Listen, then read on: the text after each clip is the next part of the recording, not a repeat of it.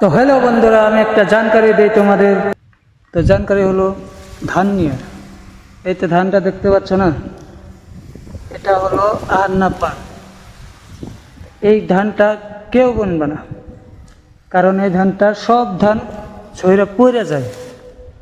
কি হলো যা ওই যে বস্তা দেখা তো আমরা দেখাচ্ছি একটা, যদিও এই ধান বুনছ, তবে এই ধান কাটার জন্য কী করতে হবে তো আমি দেখাচ্ছি, দাঁড়াও।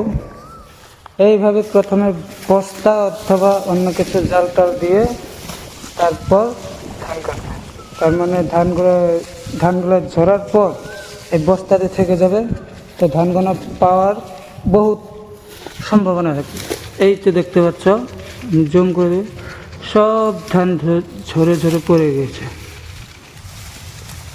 এই তো আমার ভাইনা ধান কাটছে। এইখানে দেখো আমি মুঠাটা বাঁধছি। মুঠা বাঁধার পর দেখো এখানে কত ধান থেকে যায়, তারপরেই বুঝতে পারবা কত পরিমাণ এখানে ধান ঝরে পড়ে আছে তলে।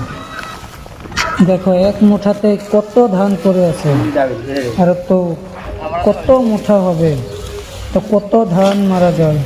দেখো, শেষে আপনাদের কাছে এইটুকু অনুরোধ রইল, ধান বুনবেন, ধানের বীজটা দেখে শুনে আনবেন। তো মানুষের কথায় কান দিও না, আমরা তো মানুষের কথায় কান দিয়েছিলাম, এরকম হয়েছে।